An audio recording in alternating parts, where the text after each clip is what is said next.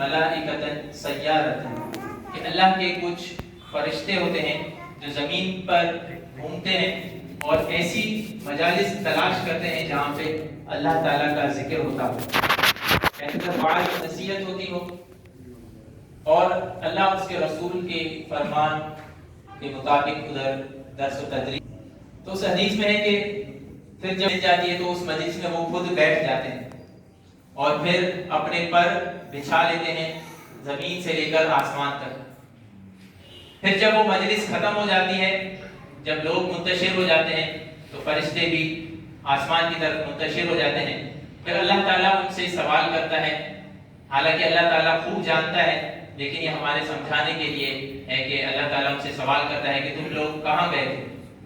تو وہ فرشتے کہتے ہیں کہ ہم زمین پر گئے تھے اور تیری مجلس جہاں پہ تیرا ذکر ہوتا ہے یا اللہ، ہم وہاں گئے، تیرے بندے تیرے ذکر کر رہے تھے، تیری حمد بیان کر رہے تھے، تیری تسبیح بیان کر رہے تھے، تیری پاکائی، تیری بزرگی بیان کر رہے تھے۔ تو پھر اللہ تعالیٰ فرمائے گا وہ کس چیز کا سوال کر رہے تھے؟ تو وہ فرشتے کہیں گے کہ اے اللہ، وہ تجھ سے تیری جنت کا سوال کرتے تھے۔ تو اللہ تعالیٰ فرمائے گا کیا انہوں نے میری جنت کو دیکھا ہے؟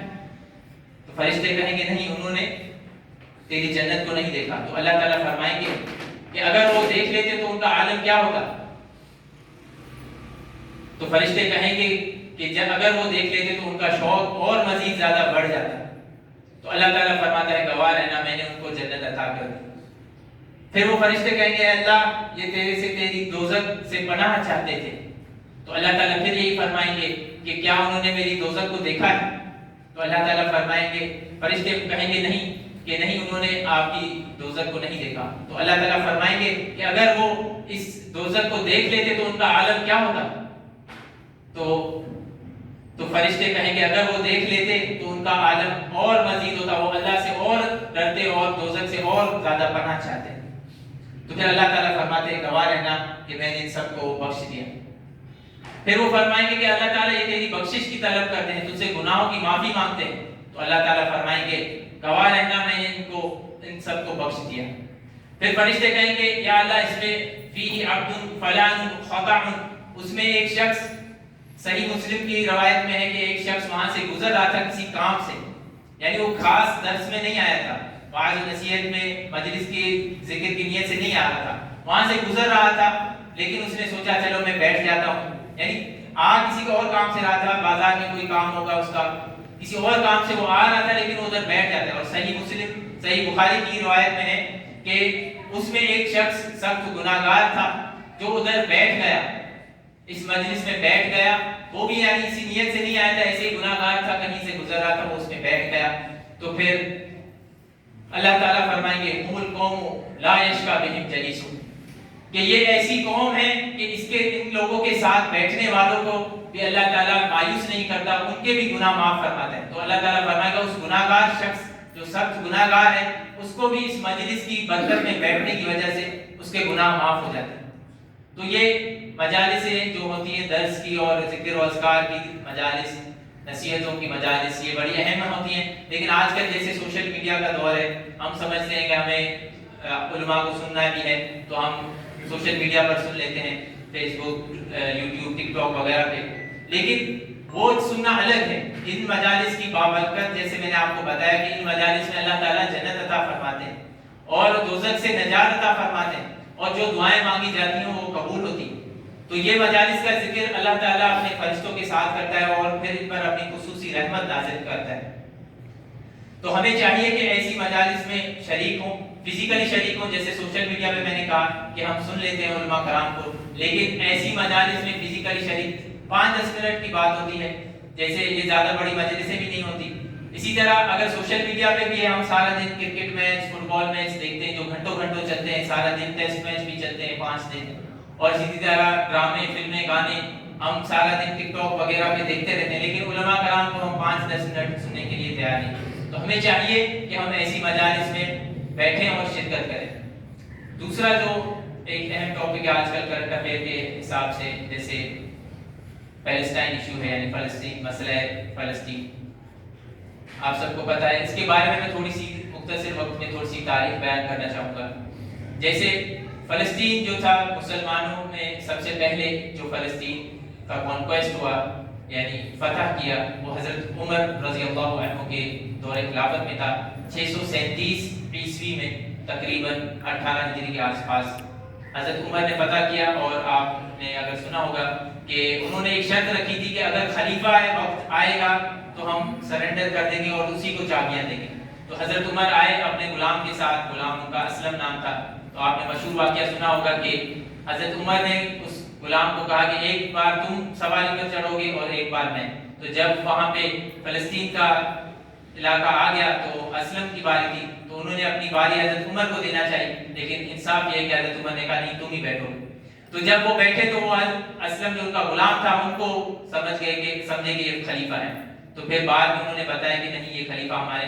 پھر حضرت عمر نے بغیر کسی خون خرابے کے آسان شرائط پر ان کی جو انہوں نے سرنڈر کیا اس کو قبول کیا اور جزیہ وغیرہ دیا, جس کے بعد سے یہ مسلمانوں تک کافی 100 سال تقریباً 450 سال تک مسلمانوں کے قبضے میں اور تسلط میں رہا. پھر ادھر مسلمان آبادی تھی, یہودی بھی ادھر قائم تھے اور کچھ عیسائی بھی تھے جو ادھر آپس میں مسلمان میں بیٹھ کر رہتے تھے. پھر جب یہ کروسیڈز ہوئی یعنی صلیبی جنگیں, کروسیڈز کہتے ہیں جو صلیبی جنگیں مسلمان اور عیسائیوں کے درمیان ہوئی, تو یہ 3 مشہور کروسیڈز ہوئی. اس کے علاوہ بھی بہت ساری ہوئی. تو یہ تقریباً 1099 میں یعنی تقریباً آپ سمجھ لیں 1100 عیسوی کے درمیان میں یہ پہلی کروسیڈ شروع ہوئی. اور پھر اس میں جو پہلی کروسیڈ ہوئی, پہلی صلیبی جنگ, اس میں کرسچنز نے مسلمانوں سے وہ علاقہ چھین لیا. پھر صلاح الدین ایوبی کا آپ نے نام سنا ہوگا کہ صلاح الدین ایوبی آئے جنہوں نے وہ بعد میں یہ کروسیڈ سے یہ علاقہ پھر مسلمانوں کے قبضے میں لایا. پھر کافی حد تک یہ جب تک سلطنت عثمانیہ رہی تب تک یہ مسلمانوں کے قبضے میں تھا. اور جب سلطنت عثمانیہ جب کمزور ہوئی ورلڈ وار 1 کے بعد یعنی 1914 میں ورلڈ وار 1 ہوئی اور 1918 میں ورلڈ وار ختم ہوئی, لیکن 1917 میں جو ایک بیلفور ڈیکلیریشن ہوا تھا جو کہ یونائٹڈ کنگڈم یعنی برطانیہ نے بیلفور ڈیکلیریشن ایک پاس کیا تھا, جس میں انہوں نے کہا کہ یہودیوں کو یہ حق دیا جائے گا کہ وہ پیلسٹائن یعنی فلسطین کے علاقے میں اپنی ریاست قائم کریں. تو اس سے پہلے جو یہودی تھے مختلف علاقوں میں تھے یورپ وغیرہ میں, تو ان کو مارا جاتا تھا. اور جب دوسری جنگ عظیم ہوئی تب بھی ہٹلر کا کہتے ہیں کہ انہوں نے ہولوکاسٹ کیا. ہولوکاسٹ میں بھی کچھ تضادات ہیں, کچھ کہتے ہیں کہ اتنے بڑے پیمانے پر ان کی یہودیوں کی اموات وغیرہ نہیں ہوئی, لیکن بہرحال یورپ وغیرہ میں ان پہ مظالم ہوتے تھے. ہولوکاسٹ جیسے میں نے بتایا اس کے کہتے ہیں کہ 60 لاکھ یہودیوں کو مارا گیا. تو بہرحال جب ان کو مارا جا رہا تھا تو انہوں نے سوچا کہ ہم فلسطین میں اپنا ایک ریاست قائم کریں گے. اور اس سے پہلے ایک زائونزم موومنٹ تھی, یعنی زائونزم یہ صہیونی موومنٹ کہتے ہیں, جہاں جس کا مقصد یہ ہے کہ ان کو ایک اسرائیل فلسطین کے علاقے میں ایک یہودی ریاست کا قیام تھا جس کا مقصد, اور جس کا بانی تھا چوڈر ہرزل. یہ اس کا بانی تھا, اس نے ہی اس کی بنیاد رکھی کہ فلسطین کے علاقے میں یہودیوں کو آباد کیا جائے. پھر جیسے میں نے کہا بیلفور ڈیکلیریشن ہوئی اور اس کے بعد 1948 میں یونائٹڈ نیشنز نے اقوام متحدہ نے بھی ایک قرارداد پاس کی جس میں کہا گیا کہ 55% علاقہ جو ہے یہودیوں کو دیا جائے گا اور مسلمان کو 45%. جبکہ 1947 سے پہلے ادھر فلسطین میں تقریباً 5% یہودی تھے اور 95% مسلمان تھے. لیکن اس کے باوجود جب جیسے میں نے کہا کہ یورپ سے یہودی وغیرہ کو مارا جا رہا تھا تو وہ جہازوں میں بھر بھر کے, پانی کے جہاز اور دوسرے جہازوں میں بھر بھر کے فلسطین کی طرف انہوں نے اپنی ہجرت کرنا شروع کر دی اور ادھر اپنا نقل مکانی کی. تو ادھر وہ آبادی اختیار کرتے گئے. تو جیسے ان کی آبادی آہستہ آہستہ بڑھ گئی, جیسے میں نے کہا پہلے ان کی آبادی بالکل کم تھی 5% کم, بعد میں ان کی آبادی پھر بھی 30% تھی مسلمانوں کی. جب یہ قرارداد پاس ہوئی تب 70%. لیکن اقوام متحدہ نے پھر بھی یہ ناانصافی کی کہ مسلمانوں کو 45% دیا اور فلسطینیوں کو, اور جو کہ ان کا اپنا گھر تھا, اور یہودیوں کو 55% دیا. تو بہرحال جیسے دوسری جنگ آزادی تھی عالمی وار ورلڈ وار 2, تو اس میں برٹن وغیرہ جو فاتح تھے, تو یہ جو پیلسٹائن کا فلسطین کا علاقہ تھا یہ برٹن کے مینڈیٹ میں تھا, یعنی ان کے قبضے میں تھا, جو فاتح تھے ان کو ملا تھا. تو پھر جب برطانیہ یہاں سے نکلا تو انہوں نے اپنا تسلط ان کو یہودیوں کو دے دیا اور 14 مئی 1948 کو یہودیوں نے اپنی آزادی کا اعلان کر دیا کہ آزاد اسرائیلی ریاست ہے.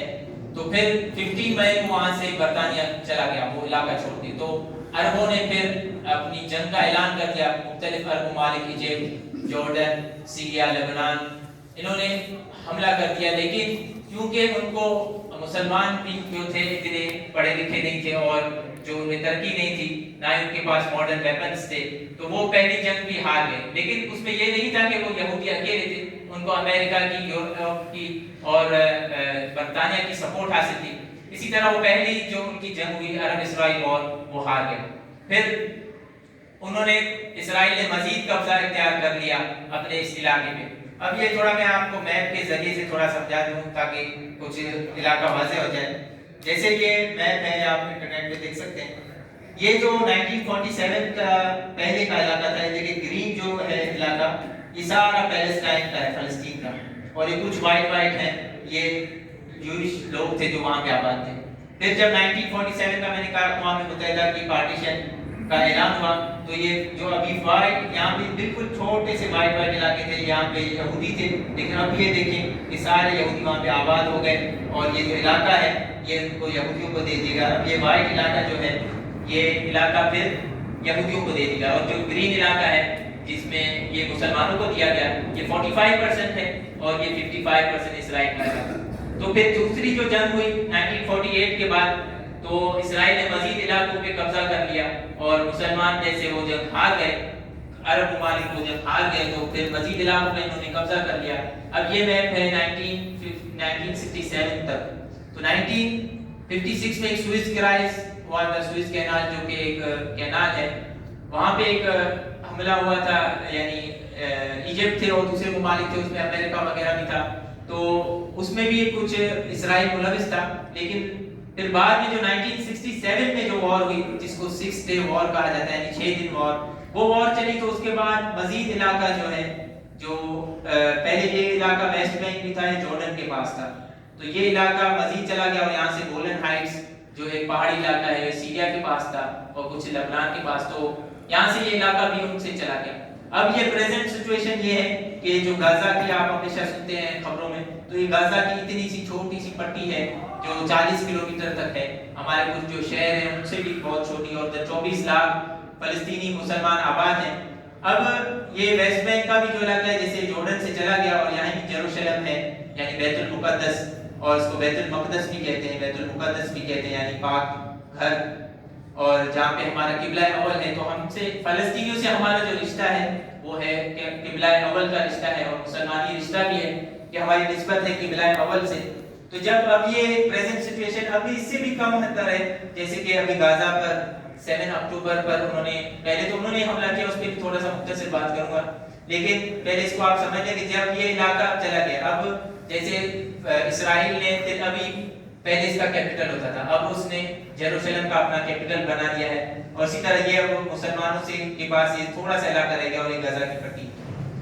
تو اس کے بارے میں جیسے ابھی میں نے کہا کہ 7 اکتوبر اور بہت ساری وار ہوئی. ایک 1973 میں یوم کپور وار ہوئی تھی, جو ان کا مذہبی دن تھا, اس پہ وار چلی, کچھ ہفتے وار چلی. لیکن یہ جو بھی عرب اسرائیل وار ہوئی, اس میں عربوں کو شکست ہوئی. حالانکہ عرب آپ دیکھیں تیل کے ممالک عرب ملکوں کے پاس ہیں, ان کی ایک رچ اکانومی ہے, مالدار قوم ہے. لیکن یہ ہے کہ یونٹی ہم میں نہیں ہے, مسلمانوں میں یونٹی نہیں ہے, اتحاد نہیں ہے, لیڈرشپ نہیں ہے.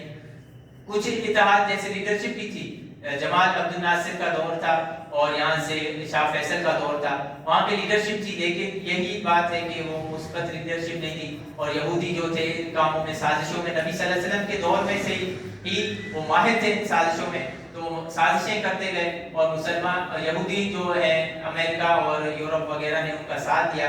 تو جو بھی عرب اسرائیل وار تھی وہ سارے مسلمان ہار گئے اور عرب ہار گئے. تو بعد میں ایک 1948 کے بعد اور 67 کے بعد یہودیوں نے وہاں پہ جو آباد گاؤں تھے فلسطینیوں کو, وہاں سے ان کو مار مار کر نکالا گیا. اس کو کہتے ہیں النقبہ. النقبہ یعنی کیٹاسٹروفی, یعنی مکمل تباہی.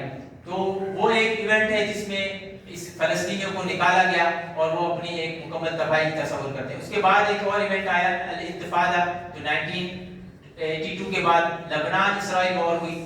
اس میں جو اس کے بعد سے 1987 میں الانتفاضہ ہوئی، یعنی انہوں نے اسرائیل فلسطین نے مزاحمت اختیار کی جس میں PLO پیلسٹین لبریشن آرگنائزیشن وغیرہ ہیں. انہوں نے آرمڈ مسلح جدوجہد کی کہ اسرائیل کے خلاف محاذ کھولا جائے. ابھی جو 7 اکتوبر کو جو حملہ کیا گیا تھا اس میں یہ تھا کہ وہ اپنی آزادی کی جنگ لڑ رہے.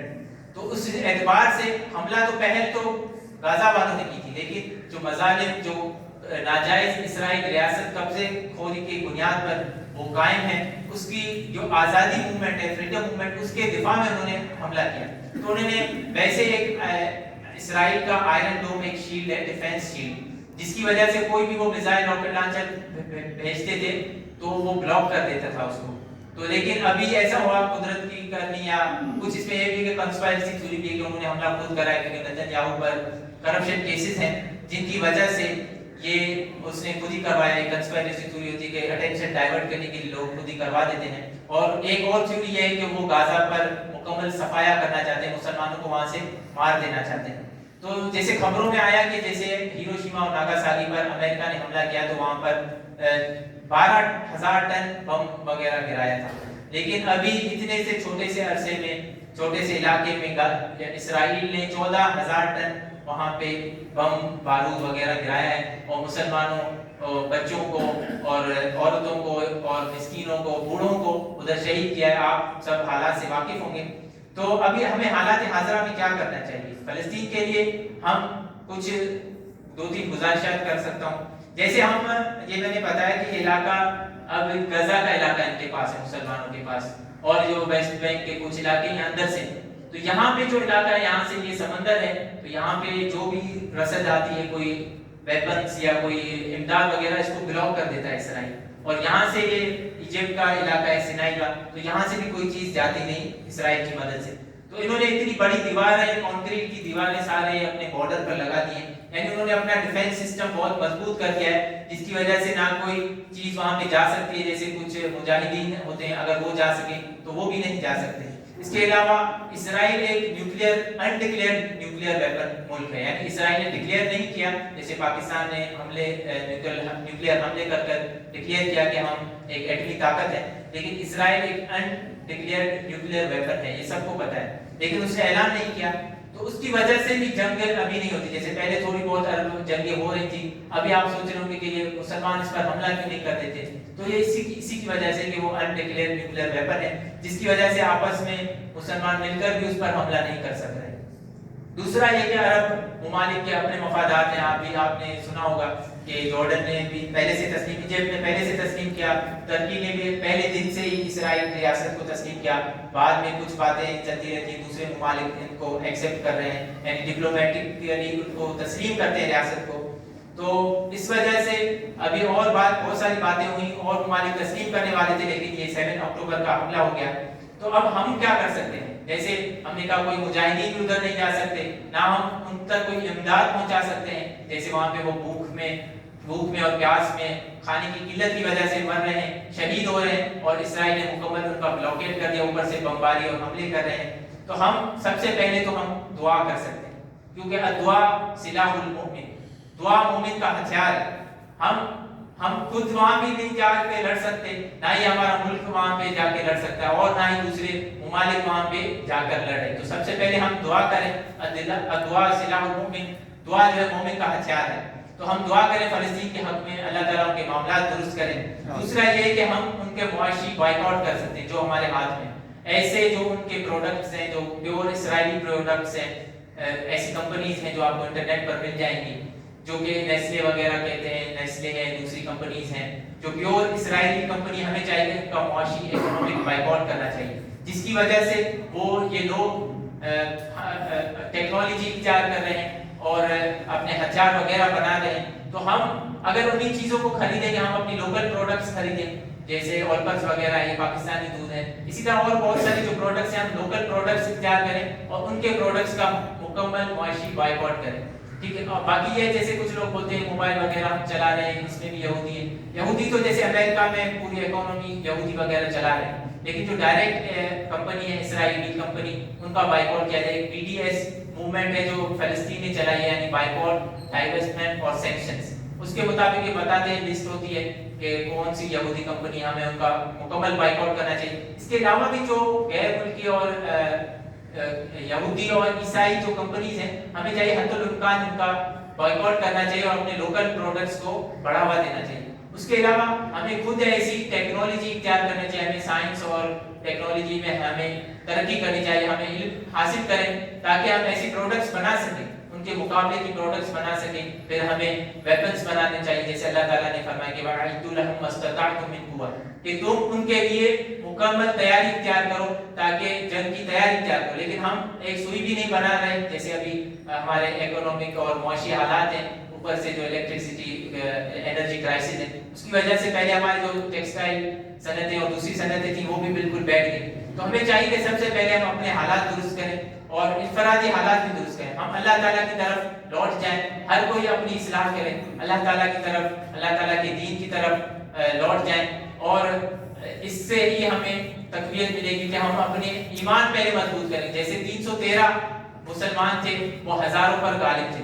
تو ابھی بھی اگر ایسے مسلمان پیدا ہو جائیں تو وہ, یہودی تو ویسے بھی بہت کم ہے, 92 لاکھ ان کی آبادی ہے, لیکن مسلمانوں کی آبادی 2 سے 3 بلین ہے, بلین خرب آبادی ہے, لیکن اتنی سے 92 لاکھ یہودیوں وہ ہم پر غالب. تو ہمیں چاہیے کہ ہم اپنی اصلاح کریں اور مکمل اکنامک بائیکاٹ کریں اسرائیل کا, تاکہ ہم اپنے حالات درست کریں. پھر جب کوئی موقع سازگار ہو تو ہم ان سے مزاحمت کریں, جدوجہد کر کے ان سے اپنا علاقہ جو فلسطین کا علاقہ ہے اور ہمارا بیت المقدس ہے, قبلہ اول ہے, اس کے لیے ہم ان کو آزاد کریں. اللہ تعالیٰ سے دعا ہے کہ ہمیں عمل کرنے کی توفیق عطا فرمائے, قرآن و حدیث پر عمل کرنے کی اور اپنے دین پر عمل کرنے کی توفیق عطا فرمائے. آخر دعوانا الحمدللہ رب العالمین. آخر میں دعا ہے کہ اللہ تعالیٰ فلسطینی مسلمانوں کی مدد اور نصرت فرمائے. جو وہاں پہ بیمار ہیں اللہ تعالیٰ ان کو شفا کاملہ عطا فرمائے, جو زخمی ہیں ان کو اللہ تعالیٰ صحت و تندرستی دے, اللہ تعالیٰ ان کے حالات پر رحم فرمائے. اور یہاں پہ بھی جو لوگ ہیں بیمار ہیں اور جن کو جو حاجات ہیں اللہ تعالیٰ وہ ان کی حاجات جائز حاجات قبول فرمائے.